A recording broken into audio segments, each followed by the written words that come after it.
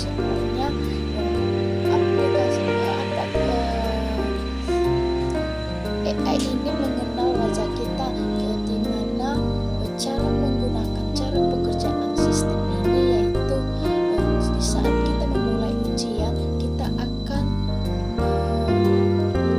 verifikasi wajah kita terlebih dahulu di kamera komputer tersebut atau melalui KTP kita harus memberi di kamera tersebut. Di situ kita tidak bisa melakukan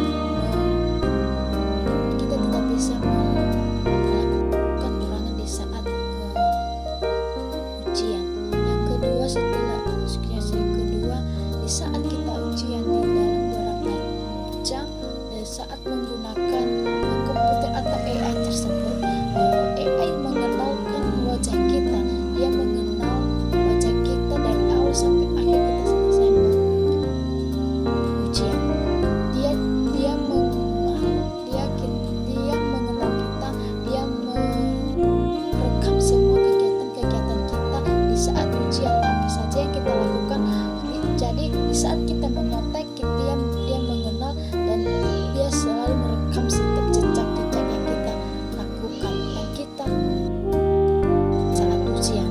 Dan yang ketiga, AI ini saat ujian, dia kalau setelah selesai ujian dia bikin laporan kejadian-kejadian atau kecurangan-kecurangan seperti yang dijelaskan tadi. Di saat kita curang dalam setiap ujian, dia merekam setiap kejadian-kejadian tersebut, seperti kita melakukan kecurangan, menyontek kepada teman, apalagi melihat Google tersebut, atau kita menggantikan teman kita atau teman kita menggantikan kita di saat ujian. Jadi AI ini merekam semua itu dan berlaporan di saat selesai ujian.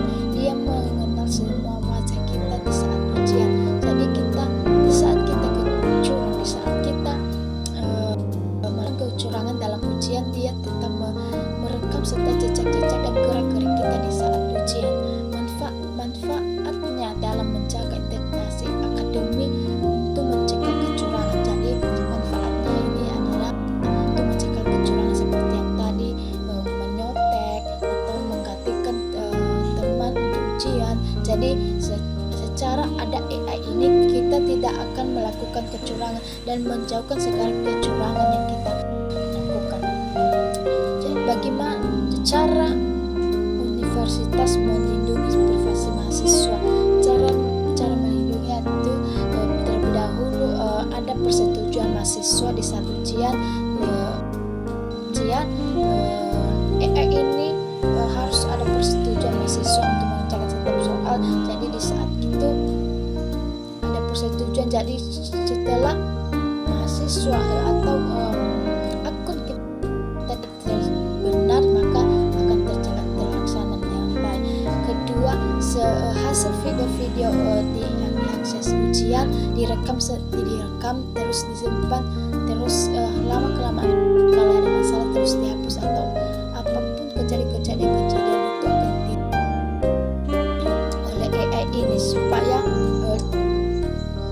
setiap kejadian ada jejak yang terjadi kecurangan. Jadi itu direkam dan dilihat oleh pengawas yang ada di situ.